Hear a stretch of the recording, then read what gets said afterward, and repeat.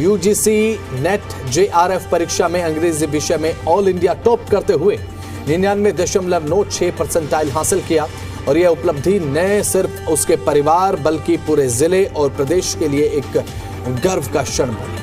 और इससे पहले पूजा यूपीएससी की तैयारी कर रही थी, लेकिन असफलताओं से हार न मानने की उसके इरादे ने उसको इस बुलंदी तक पहुंचा दिया कि आज पूरे प्रदेश का नाम उसने रोशन कर दिया है। हार मानने के बजाय उन्होंने दिशा बदली और ये साबित कर दिया कि उनके हौसलों में कितना दम है। कड़ी मेहनत से ये मुकाम उन्होंने हासिल किया।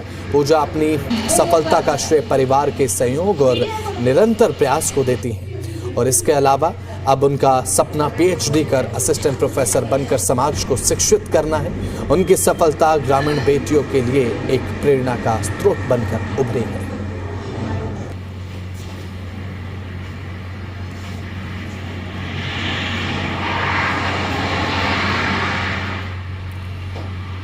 बेटियां बेटों से किसी भी क्षेत्र के अंदर कम नहीं है। ये एक बार फिर साबित कर दिखाया जींद जिले के झांझगांव निवासी पूजा गोयत ने जेआरएफ के अंदर टॉप किया है। ये समाचार मिलते उसके घर के अंदर बधाई देने वालों का तांता लगा हुआ है। घर में पूरा खुशी का माहौल है और हमारे साथ है पूजा गोयत। हम उनसे बात करेंगे ग्रामीण अंचल में शिक्षा ग्रहण करने के साथ किन चुनौतियों का आपको सामना करना पड़ा। चुनौतियां तो हम ऐसा ये बोल सकते हैं कि कोई खास नहीं थी, सिर्फ ये था कि मेरी फैमिली जो है वो मोस्टली एग्रीकल्चर बैकग्राउंड से बिलोंग करती है, तो कोई भी ऐसे एजुकेटेड पर्सन नहीं था कि मुझे गाइड कर सके कि क्या करना है क्या नहीं करना है।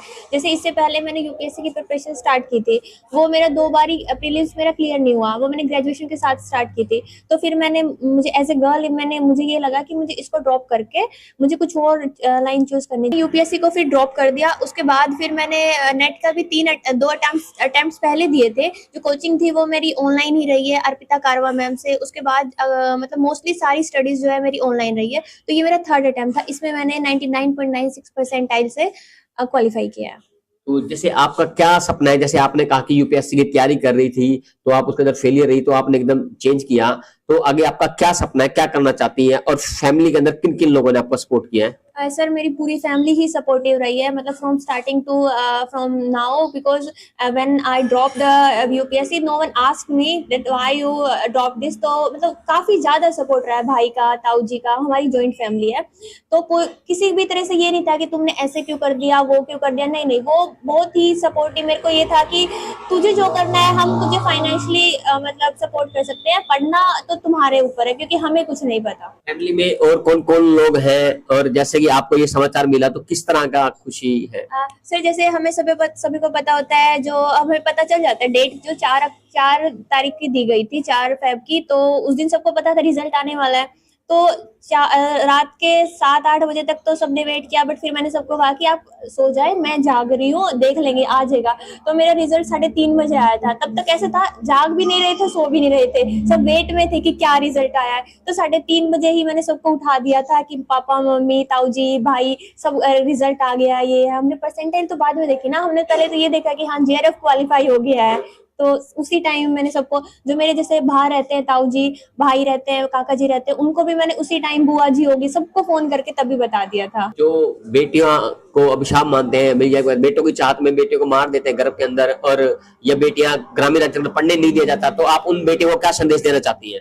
सर मैं सेकंड बॉर्न हूँ, मेरे से बड़ा मेरा भाई है। तो वो जो चीजें हैं, मुझे लग रहा है कि उस टाइम पे अगर मेरी मम्मी वो चीजें कर सकती है तो अभी भी अब तो काफी चेंज आ गया है सोसाइटी में, इवन ग्रामीण एरिया में भी। तो अगर मैं छोटी हूँ तो ऑब्वियस सी बात है, मुझे ऐसे तो नहीं ट्रीट किया कभी भी कि तू लड़की है, तू ये है। नहीं, इक्वालिटी थी हमारे घर में, ना बेटे को ज्यादा ना बेटी को, दोनों को सेम। दोनों को जो करना है, उनका ये था कि अपना इंटरेस्ट एरिया फाइंड आउट करो और तुम्हें जो करना है तुम वो करो। पूजा गोयत ने साफ तौर पर बताया कि कभी भी जिंदगी के अंदर हार नहीं माननी चाहिए। 2 बार अटेम्प्ट फेल होने के बाद भी उसने कोशिशें जारी रखी और आज उसको सफलता मिली है।